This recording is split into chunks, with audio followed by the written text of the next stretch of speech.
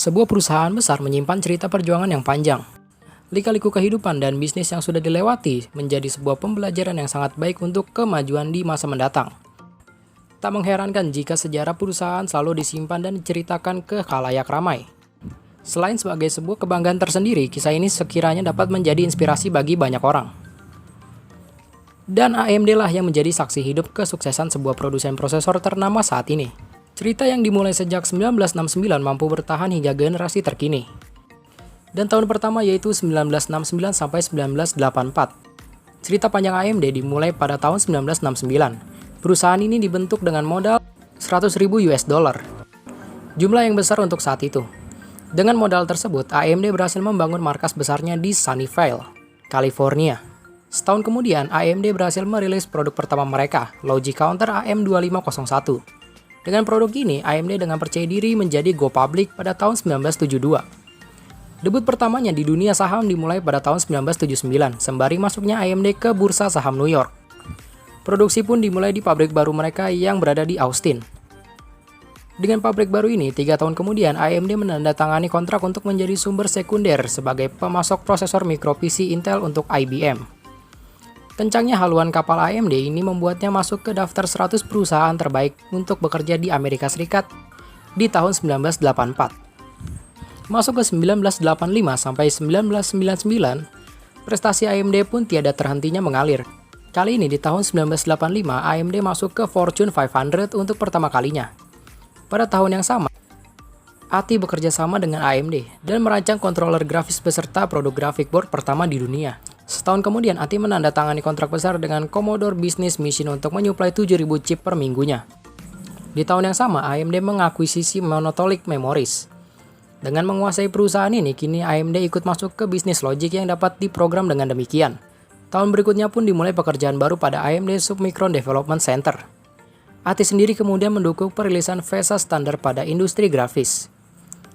Dalam kurun waktu 1991 sampai 1999, AMD dan ATI menarik perhatian dunia dengan menciptakan beragam produk yang pada saat itu dianggap sangat mutakhir.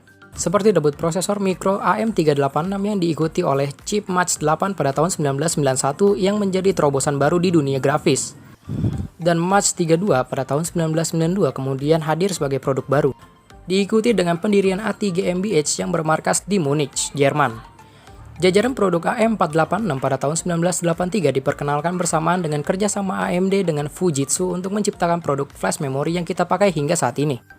ATI pun kemudian go public dan mulai mengeluarkan saham di Nasdaq dan Bursa Saham Toronto. Dan March 64 pada tahun 1994 menggantikan pendahulunya. Berkembangnya AMD melahirkan inovasi mikroprosesor lain. AMD K5 pada tahun 1995 yang kompatibel dengan soket prosesor mikro X86. ATI juga merilis graphic board untuk produk Mac. Pada tahun 1996, ATI membangun cabang di Irlandia. Tidak terhenti di sana, ATI juga merilis chip grafis 3D pertama di dunia. Selanjutnya, AMD mengakuisisi perusahaan lain lagi, kali ini Next Gen yang dibelinya. Komputer murah diperkenalkan pada tahun 1997. Harga komputer pada saat itu ada di kisaran 1.000 US dollar. Berkat produk AMD K6, dengan diperkenalkan teknologi DVD, ATI menjadi perusahaan pertama yang memproduksi hardware mendukung teknologi tersebut. Dan ATI berhasil mengirim chip AGP ke 10 juta ke pasaran pada tahun 1998. Prosesor generasi ke-7 AMD Athlon menjadi prosesor untuk komputasi Microsoft dan Windows pada tahun 1999 dan menjadi titik penting kemajuan AMD yang begitu pesat.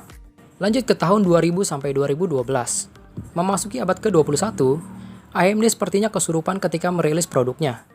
Lihat aja bagaimana AMD Athlon menjadi prosesor pertama dengan clock speed 1 GHz pada tahun 2000. Beberapa produk lain juga diperkenalkan pada tahun ini, seperti prosesor AMD K6 Min2 Plus dan juga debut ATI Radeon. Tahun 2001, AMD merilis Athlon MP sebagai platform multiproses milik AMD yang pertama. Teknologi hypertransport yang dirilis juga digunakan oleh beberapa perusahaan besar macam Apple, Cisco, dan Nvidia. Tahun berikutnya, jajaran produk Radeon baru keluar, dengan seri Radeon 9700 Pro yang mendukung DirectX 9. Segala prestasi dalam kurun 2003 sampai 2011 pun cukup membanggakan. Dengan puncaknya pada tahun 2012, pada tahun itu AMD menjadi perusahaan pertama yang mengumumkan kalau mereka akan mendesain prosesor dengan mengadopsi teknologi 64-bit, ARM untuk pangsa pasar yang berbeda. Pada tahun-tahun inilah semakin terlihat bagaimana teknologi rancangan AMD begitu pesat. Lanjut ke tahun 2013, saat itu, Teknologi AMD banyak digunakan pada sederet nama mentereng konsol game dan hiburan rumahan lainnya. Produk seperti Xbox One, PS4, dan Wii U adalah bukti betapa eksisnya AMD pada saat itu. Kesuksesan di dunia komputer juga diikuti dengan digunakannya AMD FirePro pada produk Apple yang spesifik.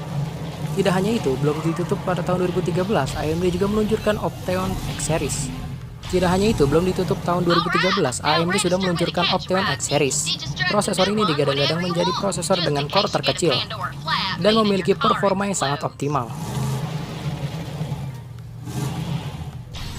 Masuk ke tahun 2015 sampai 2020, kini AMD memiliki banyak sekali CPU dan GPU, seperti AMD Ryzen 3 Threadripper Series, Ryzen Series, dan Radeon Graphics. Dengan sepak terjang lebih dari 4 dekade, AMD sudah menunjukkan bagaimana komitmen perusahaan terhadap industri grafis dan prosesor.